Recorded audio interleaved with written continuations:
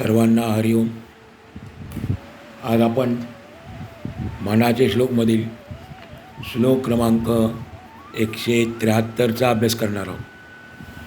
हा श्लोक क्रमांक 173 असा आहे. स्वरूपी उदेला अहंकार राहो, तेणे सर्व अच्छा दिले व्योम पाहो. दिशा पाहता ते निशा वाढता है, विवेके विचारे विवंचूनी राहे. आपण श्लोक पुन्हा ऐकूया. स्वरूपी उदेला अहंकार राहो, तेणे सर्व अच्छा दिले व्योम पाहो. दिशा पाहता ते निशा वाढता है, विवेके विचारे विवंचूनी राहे. या श्लोकातल्या काही शब्दांचे आपण अर्थ पाहूया. पहिल्या चरणात शब्द आलेला आहे उदेला. उदेलाचा अर्थ आहे उदय पावला. उदय पावला. सोप्या भाषेत एका शब्दात उगवला. उदेलाचा अर्थ आहे उगवला. राहो. राहोचा अर्थ आहे राहू ग्रहासारखा. राहू ग्रहासारखा. नवग्रहामध्ये हा राहू नावाचा ग्रह आपल्याला माहीत आहे, म्हणून राहूचा अर्थ आहे राहू ग्रहासारखा. दुसऱ्या चरणात शब्द आलेला आहे अच्छा दिले. अच्छा दिलेचा अर्थ आहे व्यापून टाकले, झाकून टाकले. दोन अर्थ आहेत. व्यापून टाकले, झाकून टाकले. व्योम शब्द संस्कृत आहे. व्योमचा अर्थ आहे गगन, आकाश. तिसऱ्या चरणात शब्द आलेला आहे दिशा पाहता. दोन शब्द आपण एकत्र घेणार आहोत अर्थासाठी. दिशा पाहता म्हणजे चारही दिशांना. चारही दिशांना. पुढे शब्द आहे निशा. हा सुद्धा शब्द संस्कृत आहे. त्याचा अर्थ आहे रात्र, पण इथे त्याचा अर्थ यायचा आहे अंधार. श्लोकासाठी निशाचा अर्थ यायचा आहे अंधार. चौथ्या चरणात शब्द आलेला आहे विचारे. विचारेचा अर्थ आहे चिंतन करून, मनन करून. चिंतन करून, मनन करून. समर्थ आपल्या सांगतात आपल्या स्वरूपावर उगवलेला अहंकार जणू राहू ग्रहासारखा निर्माण झाला आहे. त्या राहूने संपूर्ण आकाश व्यापून टाकावे, आच्छादून टाकावे. त्याप्रमाणे या अहंकाररूपी राहूने आकाशासारख्या व्यापक स्वरूपाला झाकून टाकले आहे. आणि त्यामुळे चारी दिशांना पाहावे, सर्वत्र पाहावे, तर देहबुद्धीचा अंधारच पसरलेला दिसतो. म्हणून मनन चिंतन करून विवेकबुद्धीने आपले खरे स्वरूप कसे होते ते आपण पाहिले पाहिजे. आपण श्लोकाचा अर्थ पुन्हा एकदा ऐकूया. समर्थ सांगतात आपल्या स्वरूपावर उगवलेला अहंकार जणू राहू ग्रहासारखा निर्माण झाला आहे. त्या राहूने संपूर्ण आकाश व्यापून टाकावे, आच्छादून टाकावे. त्याप्रमाणे या अहंकाररूपी राहूने आकाशासारख्या व्यापक स्वरूपाला झाकून टाकले आहे. त्यामुळे चारी दिशांना पाहावे, तर सर्वत्र देहबुद्धीचा अंधारच पसरलेला दिसतो. म्हणून मनन चिंतन करून विवेकबुद्धीने आपले खरे स्वरूप कसे होते ते आपण पाहिले पाहिजे. असा या श्लोकाचा आपल्याला थोडक्यात सोपा अर्थ सांगता येईल. परमार्थाच्या मार्गावर अनेक वर्षापासून वाटचाल करीत असूनही परमात्म प्राप्तीसाठी विविध साधनांचा अवलंब करूनही आपल्याला सुखप्राप्ती झाली नाही. आपण दुःखी का आहोत असा प्रश्न बऱ्याच वेळा आपल्या मनात येतो आणि स्वाभाविक आहे. आपण आध्यात्मिक ग्रंथ वाचतो, शास्त्री पंडितांची निरूपणे ऐकतो, प्रवचने ऐकतो, त्याचे मनन करतो, चिंतन करतो, तरीसुद्धा आपल्या जीवनात आपण जो बदल अपेक्षिला आहे तो बदल का बरे होत नाही. आमच्या जीवनातले दुःख कायमचे नष्ट होऊन आम्हाला शुद्ध, निखळ, शाश्वत आनंद का बरे मिळत नाही. या सर्व प्रश्नांची उत्तरं स्वामीजी या श्लोकातून आपल्याला एका दृष्टांताद्वारे म्हणजे एका उदाहरणाद्वारे देत आहेत, पटवून देत आहेत. दृष्टांत का द्यायला लागतो, उदाहरण का द्यायचं, सिद्धांत किंवा तत्त्व समजण्याकरता. म्हणून या ठिकाणी जो दृष्टांत दिलेला आहे तो आपण बघूया. आपण सर्वांनी ग्रहणे पाहिली आहेत. सर्वांना ग्रहण अनुभवाचा विषय आहे. सूर्यग्रहण असो की चंद्रग्रहण असो, आपण त्या ग्रहणांचे अवलोकनही केले आहे. असं म्हणतात की सूर्याला राहू ग्रह गिळतो म्हणून सूर्यग्रहण होते आणि ज्या वेळेला ग्रहण काळ सुरू होतो त्यावेळेला पृथ्वीवर सर्वत्र अंधार पसरतो. कालांतराने ग्रहण काळ संपताच पुन्हा पूर्ववत पृथ्वीवर प्रकाश दिसू लागतो. हे आपल्या सर्वांना माहीत आहे. पण एक गंमत अशी आहे की ज्याला ग्रहण लागले होते, मग ते सूर्याला असेल किंवा चंद्राला असेल, ज्याला ग्रहण लागले होते त्याला याची जाणीवसुद्धा नसते, पुसटची कल्पनासुद्धा नसते. तो सूर्य त्यावेळीसुद्धा आकाशात आपल्या तेजाने चमकत असतो. फरक पडतो तो आपल्याला, पृथ्वीवर राहणाऱ्या जीवांना फरक पडतो.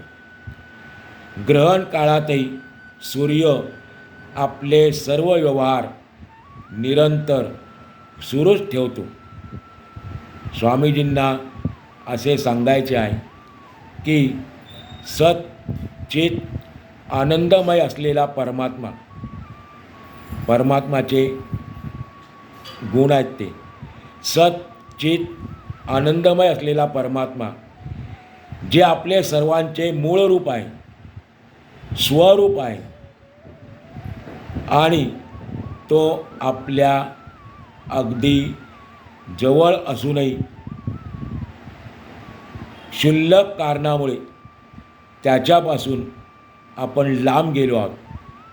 तो आनंदघन परमात्मा आपल्या अगदी निकट असूनही आपल्याला दिसत नाही, कारण या आपल्या स्वरूपाला अहंकाररूपी राहूने ग्रासले आहे. आपल्या स्वरूपावर अहंकाररूपी राहू उगवलेला आहे आणि त्यामुळे आपले स्वरूप आत्मस्वरूप अंधाराने झाकळले आहे। या अहंकाररूपी राहूने परमात्मरूपी आकाश झाकून टाकले आहे। त्यामुळे सर्वत्र अज्ञानाचा अंधार पसरलेला आहे।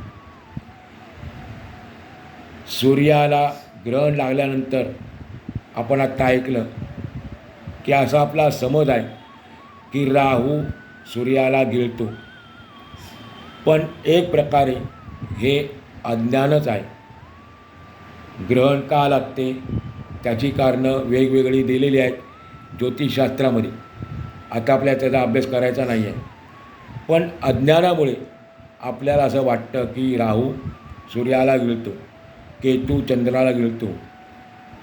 आपण शब्दशः अर्थ घेतला तर गिळल्यानंतर मग ज्यावेळेला ग्रहणकाळ संपतो त्यानंतर पुन्हा सूर्य आणि चंद्र दिसतात, याचं कारण काय? म्हणून अज्ञानामुळे आपल्याला हा भ्रम होतो।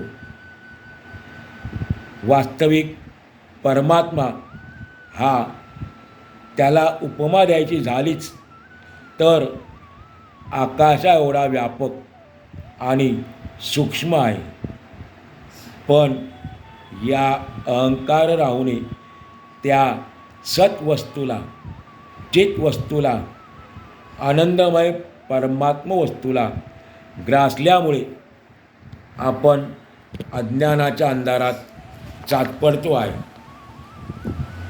आपल्या जीवनात परमात्मा हा सूर्यच आहे।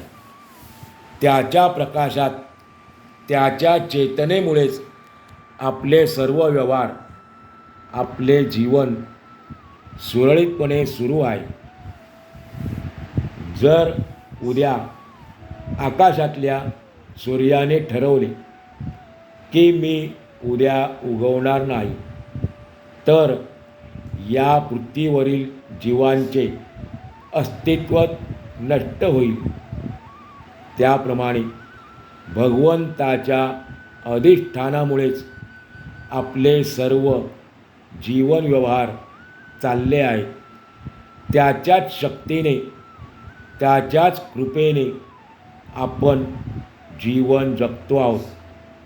परंतु या परमात्म रूपाला म्हणजे आपल्या स्वरूपाला आपण स्वतःच अहंकाराचे ग्रहण लावून घेतले आहे।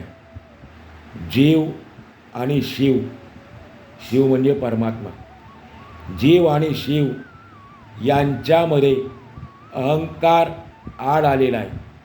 त्यामुळे भगवंत आपल्या अगदी निकट जवळ असूनही आपल्याला त्याचा साक्षात्कार होत नाही। अहंकारामुळेच आपण शाश्वत असलेल्या आत्मानंदाला, ब्रह्मानंदाला गमावून बसलो आहोत।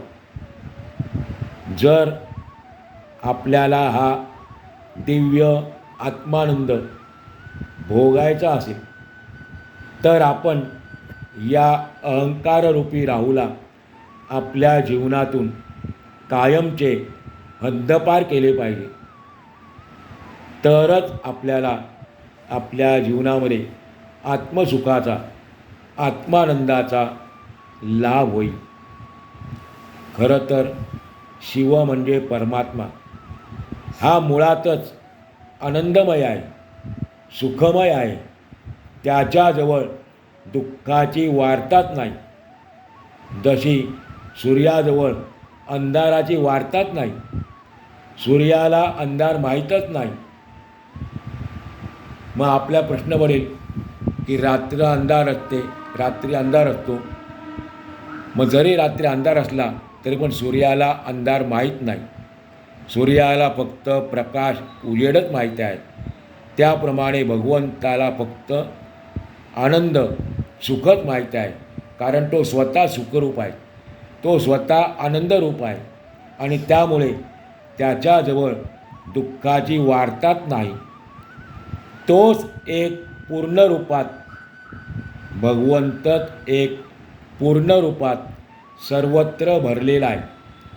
पण आपल्याला एक तर त्याचे ज्ञान नाही, दुसरी गोष्ट आपल्याला त्याच्या अस्तित्वाची जाणसुद्धा नाही.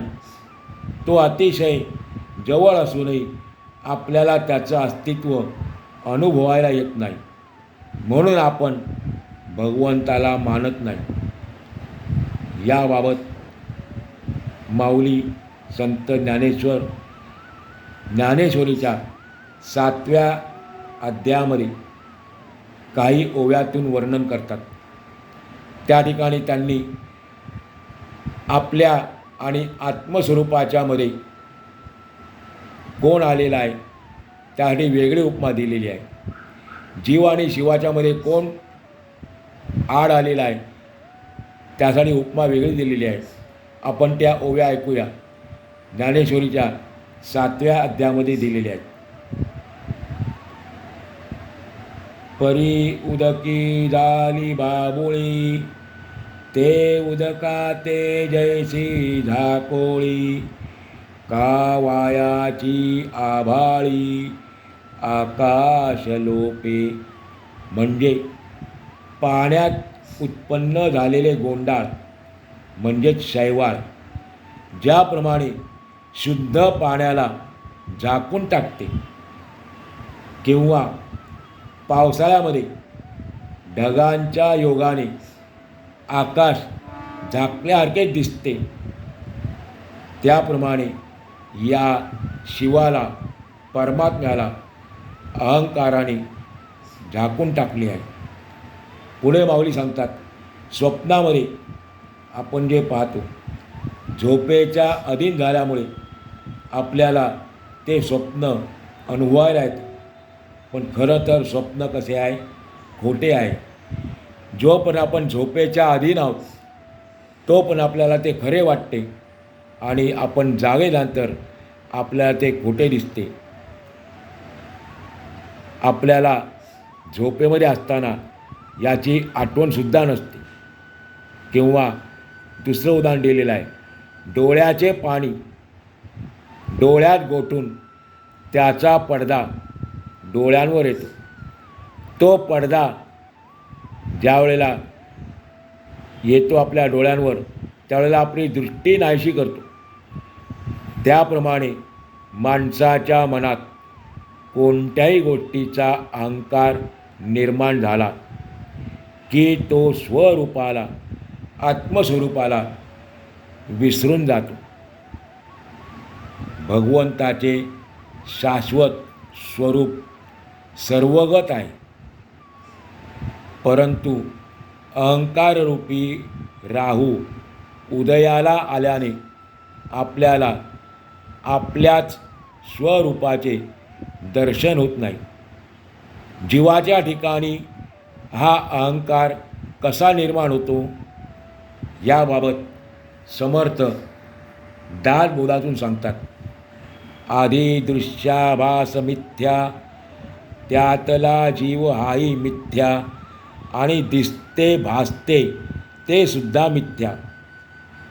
मिथ्या म्हणजे लटके म्हणजेच खोटे. समर्थांची ओवी ऐकूया आपण. दृश्याभास अविद्यात्मक, तुझाही देही तदात्मक, म्हणून हा अविवेक तेथे संचरला. दृष्टीने दृश्य देखिले, मन भासावरी बैसले, तरी ते लिंगदेह झाले आनंदात्मक. अविद्येने आपल्याला ग्रासले आहे. अहंकार म्हणजे अविद्येचा एक प्रकार आहे. पुढे सांगतात समर्थ, म्हणून ती गोष्टी विश्वासिली, तुझी काया अवघी संचली, हे अविद्येची झाली तेची काया. हे देहबुद्धीचे लक्षण, येणे करिता झाले प्रमाण, दृश्य अवघे. अर्थात समर्थ सांगतात, दृश्यसृष्टी ही अविद्यात्मक आहे.